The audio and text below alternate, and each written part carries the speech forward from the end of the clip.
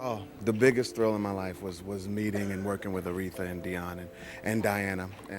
On July 1st of 2005, Vandross died of a heart attack at the JFK Medical Center in Edison. I'm so very sorry that Luther cannot be here tonight in person, but I'm here to represent him and to say thanks to all of you who made this possible. The life of a star is never simple, especially when the spotlight is merely a mask concealing the deepest wounds within. Luther Vandross was a name the world knew for a voice that melted souls, but few understood the chain of tragedies behind the stage lights. Dark secrets, a tangled personal life, and profound loneliness in the face of illness slowly suffocated the brilliance of this gifted man. In the end, the sprawling mansion, once a place where Luther nurtured his dreams, became nothing more than a cold, desolate plot, empty of laughter. This is not just the story of a singer, but the freefall of a man who touched the heights of fame only to be swept into an inescapable vortex. On April 20th, 1951, spring sunlight draped Manhattan like a radiant silk sheet, and at Bellevue Hospital, a miraculous moment unfolded. Luther Ronzoni Vandross Jr. let out his first cry in the arms of his mother, Mary Ida Vandross, a gentle woman with a voice that echoed angelic grace. No one could have imagined that this tiny, fragile child would grow into a musical icon, with a voice powerful enough to stir millions of hearts, yet also be pushed by life into dark and winding paths. The Vandross family lived modestly in a cramped Manhattan apartment where gospel melodies from Mary resonated daily, a warm lullaby amid the calculating rhythm of city life. Luther's father, Luther Sr., a quiet but warm man, silently battled an increasingly cruel illness. In their cozy kitchen, filled with the sweet scent of baked goods, four siblings chattered around one another, painting a lively yet love-filled picture of childhood. Music seeped into Luther before he could even walk, as if it were part of his very being. Mary often played records by Aretha Franklin, Patti LaBelle, and the Supremes, names that would later become endless sources of inspiration for her son's career. The young boy, with wide, sparkling eyes, could sit for hours by an old radio, humming along to melodies he didn't yet fully understand. That small apartment wasn't just a home, it was the cradle of a dream, one brimming with passion, but as fragile as morning mist. Then came the fall of 1959, with relentless rain. On that fateful October 10th, Luther, only 8 years old, watched his mother collapse in tears. His father took his final breath after a long battle with diabetes, leaving an unfillable void in the family's heart. Mary, though shattered, forced herself to rise, becoming the pillar for her young children. For Luther, the memory of his father, who once carried him on his shoulders during late afternoons, remained an indelible part of his soul. From that moment, Luther grew quieter, carrying a sorrow he couldn't share. He turned to music as a safe haven amid the chaos of pain. His mother's hymns and the sweet ballads of Dionne Warwick or Diana Ross became confidants, teaching him to pour his grief into the keys of a piano. He progressed quickly, his trembling hands coaxing out melodies that told the story of a father lost. At school, his clear, emotive voice stunned teachers, but behind the glow of school performances was a young heart still scarred. Luther often retreated to a quiet corner after classes, scribbling lyrics that captured longing, love, and loss, simple melodies that would later lay the foundation for a glorious yet painful musical journey. In April 1960, the early spring sun lit up the Bronx as Luther began attending William Howard Taft High School. His teenage years kicked off there, a journey far from easy, filled with challenges and self-doubt. Uninterested in academic subjects, he poured his energy into church performances and local events. Luther's soulful voice quickly drew attention from the community, a teenager not yet grown but already capable of silencing listeners with emotion. Each night, back in the cramped apartment, Luther sat by an old piano, patiently piecing together notes like a silent prayer to the world. Mary, exhausted from long work hours, always encouraged her son. She saw the unique spark in him, a smoldering musical flame, impossible to extinguish. But she also worried as he withdrew into his own world. Luther rarely opened up, even to her. The weight of losing his father and the pressure to support his family forced him to grow up in silence and solitude. Though he yearned to shine, he constantly questioned whether he could overcome his unhealed wounds. By December 1969, in the biting cold of a New York winter, the lights of the Apollo Theater blazed as a testament to a turning point in his life. Luther, now 18, took the stage with a local group, bringing his voice to a wider audience for the first time. His powerful, emotion-filled singing left the crowd in awe. In that moment, under the spotlight, he felt faith and hope rekindle. Yet it was only a beginning. Luther remained a young man in a modest apartment, carrying pain and emotional cracks that never healed.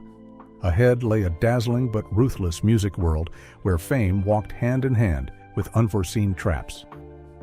Despite his rare talent, tragedies awaited Luther, undercurrents strong enough to drown even his dreams. Less than 6 months later, in April 1970, Luther appeared on television with his group on Sesame Street. A seemingly small moment, but a milestone marking his pursuit of grand ambitions. His voice rang out clear, carrying the burning dreams of a teenager yet to be named. But that flash of fame passed like a breeze. Luther knew that one performance wasn't enough to endure or be remembered. He didn't want to remain a backup voice forever. Ambition surged like an instinct, but the stronger it grew, the more it unsettled his mother. Though proud, she grew anxious as her son sank deeper into music at the expense of his studies. For Luther, though, music wasn't just passion. It was the only path to heal his wounds and redefine himself. Still, Luther didn't want his mother to worry. So in 1971, at Western Michigan University, he embarked on an academic path to meet her expectations. But his heart wasn't in the lecture halls. Dry lessons and the cold classroom air only made him feel detached from himself. A year passed and the experiment failed. He soon left college, returning to the small Manhattan apartment with a fierce resolve to live or die by music. Mary was disappointed, but couldn't quench the fire raging in her son. That risky decision marked the first turning point, where Luther abandoned safety to face a cutthroat industry with no room for the inexperienced or delusional. With no degree, no powerful backers, only his voice and fragile faith, Luther confronted a harsh reality: struggle, pain, and a growing sense of isolation in his soul. By mid-1974, Luther was no longer the dreamy boy by the old piano. He was a background vocalist, standing in the shadows of renowned stars. The cramped apartment remained his nightly refuge, but his dreams grew larger, soaring beyond reality. He began working with artists like David Bowie, Roberta Flack, and Chaka Khan. Luther's smooth, inspired voice became a secret ingredient perfecting their recordings. Yet when the stage lights shone, his name stayed absent. A quiet unease grew within him. Despite contributing to hit songs, he remained a shadow behind others, swallowing bitterness with a forced smile. In the studio, Luther quietly showcased his talent through choruses, arrangements, and creative suggestions. But when Young Americans dropped, all praise went to Bowie. Luther, the one in the dark, the soul behind the melody, was forgotten.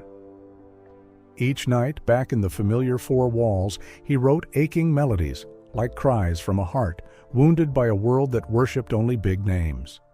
Luther threw himself into work as if it were the only way to survive, to become famous. He sang backup for countless artists, from Chic to Bette Midler, his voice an essential spice in many hits.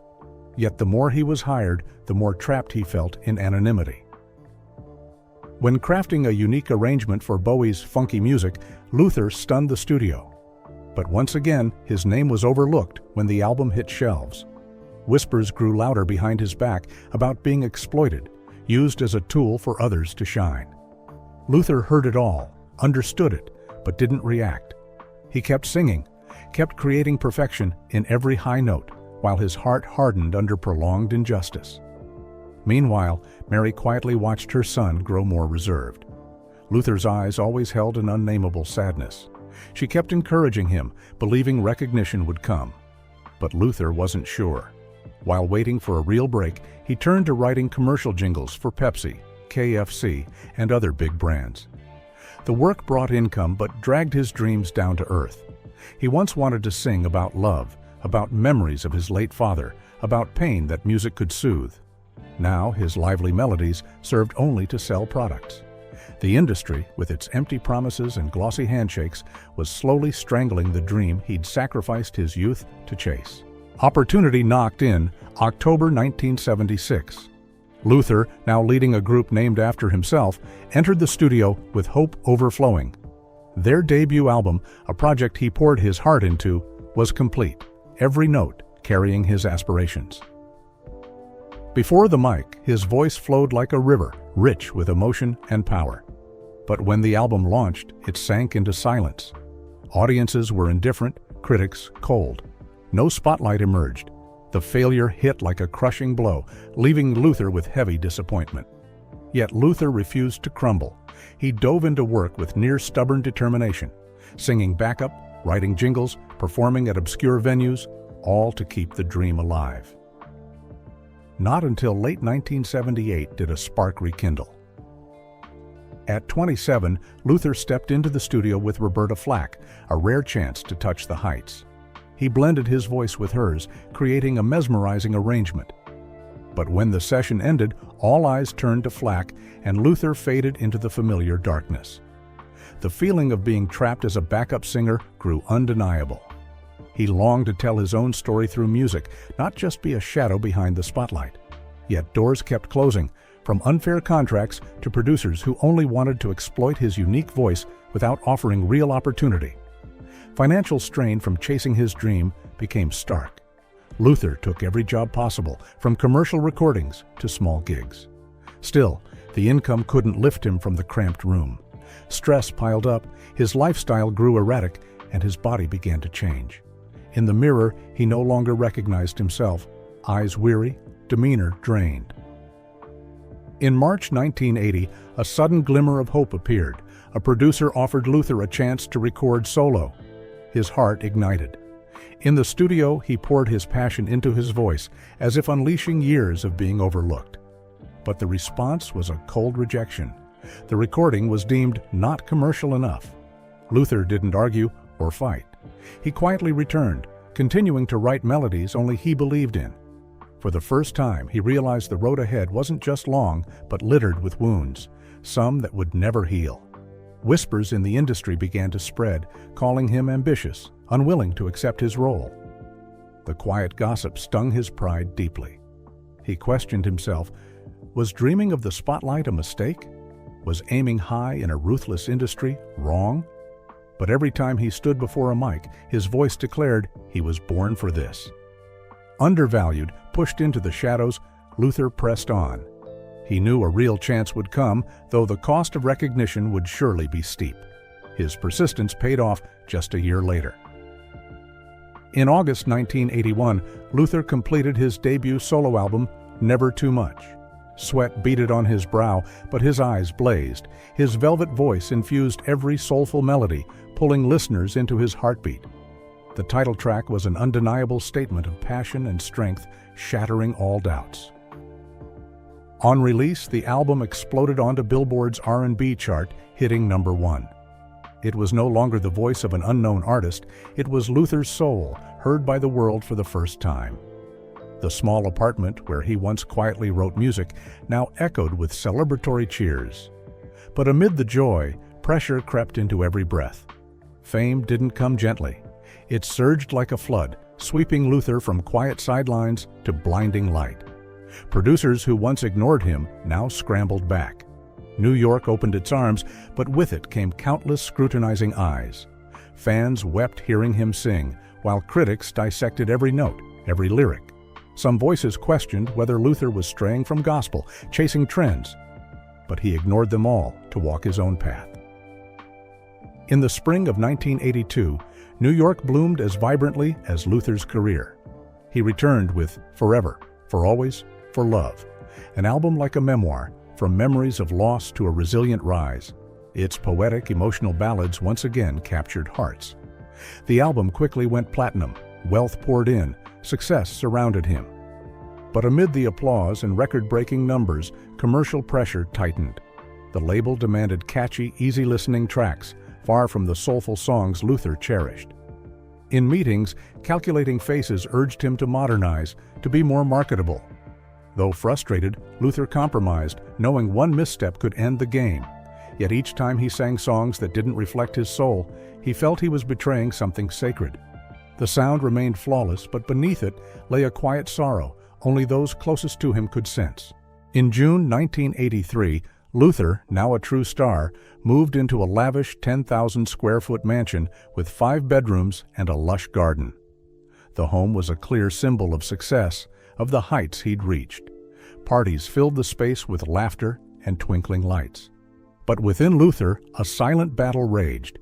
Irregular eating and relentless pressure visibly changed his physique. The media took notice, and articles mocking his appearance multiplied. The public showed no mercy.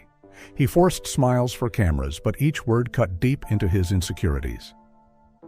In that same opulent home, Luther entered a wrenching relationship, a deep but hidden love for a man. He met David on a vibrant spring night in 1983. David, a sharp fashion designer with a warm smile and enigmatic gaze, was a breath of fresh air for Luther, who'd always been guarded. Their quiet relationship, shielded from prying eyes, unfolded behind the walls of the Beverly Hills mansion. With David, Luther felt he could be himself, free from the star's glossy mask. But in the mid-'80s, with prejudice still heavy, their bond was a ticking bomb. One slip could collapse the career he'd built, so Luther kept it secret. He craved love, to live authentically, but the spotlight he'd dreamed of became a doorless cage. As his heart wrestled, tragedy struck again. On October 15, 1986, Los Angeles was cloaked in a grim night. Luther drove quietly on a deserted Hollywood road, his mind heavy. Fresh from a party where he was celebrated, emptiness clung to him. 2 close friends, including Larry Salvam, sat beside him. That night, fate struck cruelly. The car skidded, crashing into a barrier. Metal screamed, glass shattered. When the dust settled, Larry lay motionless. The other friend was gravely injured, and Luther, though alive, bore severe wounds. In the hospital, his body ached, but the loss of Larry was the deepest cut. The accident became a relentless nightmare. The media pounced, blasting headlines like "R&B star causes fatal crash." On his hospital bed, Luther read the harsh words through tear-blurred eyes. Losing Larry, a friend through tough times, was a mortal wound to his heart. Though police blamed slippery roads, Luther tormented himself with guilt. Legal pressure and public scrutiny weighed like invisible burdens. Recovering in his Manhattan apartment, he was haunted by the crash's sound, the image of the wrecked car etched in his mind, reminding him that fame's peak couldn't shield him from tragedy. His career stalled. Luther canceled shows, retreating from the spotlight. The label, once eager, grew impatient, warning he'd be forgotten if he stayed away too long. Exhausted in body and spirit, Luther forced himself back. His songs from this period carried a somber tone, recounting Larry's loss and endless grief. That winter, he returned to the studio, determined to revive his career. "Give Me the Reason" emerged as a bold statement. So Amazing became a sensation, thrilling fans. But Luther was no longer the hopeful young man. The accident left a lasting mark, making him more private, less visible. His melancholic gaze pained those close to him. Lavish parties seemed only a mask for the invisible void within. When the lights dimmed, Luther faced himself and wounds that wouldn't heal. A year later, Beverly Hills glowed with summer sun, but Luther's heart remained clouded. Though The Night I Fell in Love topped charts, label pressure intensified, demanding upbeat, catchy hits. The New York studio, once a dream, became a battleground. Producers pushed Luther to sing songs far from the soulful ballads he treasured. His emotive voice bent to market rhythms. He longed to tell real stories of love and pain, but they wanted danceable tracks. Meetings buzzed with calls to compete with young stars like Whitney Houston or Michael Jackson, eroding his sense of self, though he stayed calm outwardly. By winter 1988, Any Love reaffirmed his stardom. Here and Now captivated millions with its heartfelt lyrics. But behind the success was a drained, broken Luther. Industry whispers called him too soft, chasing white audiences. The gossip cut deep, wounding his pride. His battle with weight became another endless struggle. Stress and rushed meals led to rapid weight gain, drawing unwanted media attention. Tabloids became a burden, making Luther feel unfairly judged. They didn't hear his voice, only saw his size. Despite trying diets and starvation, his weight fluctuated. The label overweight star littered headlines, shattering his fragile self-esteem. By the late 80s, Luther was an R&B icon, captivating thousands with his enchanting voice. But behind the brilliance was a private world of pressure, not just from his appearance or music style. Rumors about his personal life spread, speculating about his sexuality. Close confidants hinted at a deep, hidden love with a man, buried in society's judgmental shadows.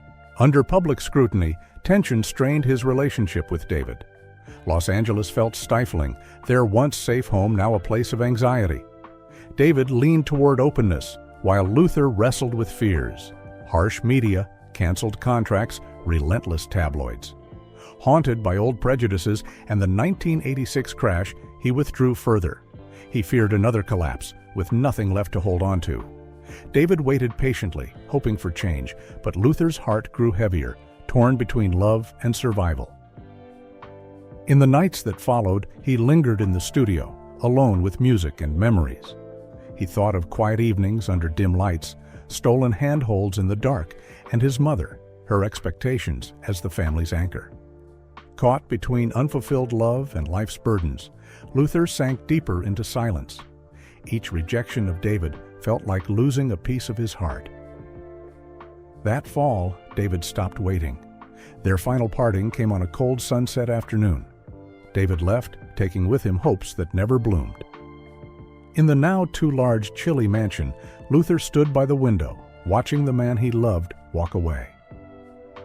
After the breakup, Luther retreated to Manhattan, the launchpad of his dreams, now a prison for his shattered emotions. He lived quietly, avoiding friends, even his mother. Mary sensed her son fading, his eyes lifeless, his smile gone. He gained more weight, lived erratically, staying up nights, clinging to sad melodies as proof he could still feel. The media pounced, spinning tales of an R&B star's strange shift. Sensational headlines stabbed at the wounds Luther hid, making his scarred heart bleed anew. Amid emotional wounds, Luther buried himself in work to escape. In spring 1991, he marked a new chapter with Power of Love. The title track's soaring notes moved listeners to tears. The album went platinum, making Luther a global star. He produced for legends like Mariah Carey and Whitney Houston, expanding his influence. But success couldn't soothe his inner scars. He felt trapped in a glossy facade, each stage appearance a mask hiding loneliness and invisible wounds. Though his career soared, weight remained a haunting obsession. Luther tried every method, strict diets, grueling workouts, but media and public pressure grew as he didn't slim down. Articles didn't just critique his looks, they subtly questioned his appeal as a true star. He ignored them, perfecting his image with elegant suits and bright smiles. But in the mirror, he saw a stranger, caught between harsh expectations and his true self. In August 1994, Luther released Songs, a collection of famous covers. Though commercially successful, it drew criticism. Reviewers claimed he was out of ideas, relying on his voice to mask a lack of creativity. It hurt. Luther had poured his heart into every note, yet the public craved fresh hits. He began doubting his path.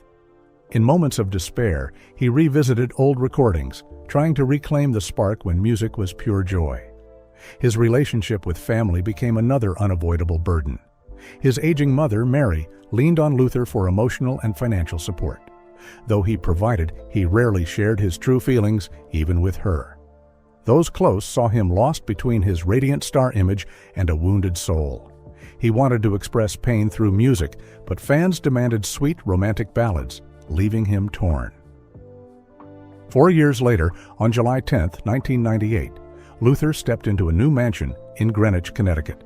The lavish 15-acre estate marked his career's peak. The main house, with 7 bedrooms and 8 bathrooms, was a castle complete with a shimmering pool, sprawling tennis court, and a guest house by the lake. The 3rd floor, transformed from a basketball court into a massive closet, housed hundreds of suits, shoes, and accessories, reflecting his meticulous style. Amid this grandeur, Luther felt pride, but the emptiness within remained. Shuttling between Greenwich, Manhattan, and Beverly Hills, he never found a true home. The joy of success faded as health warnings sounded.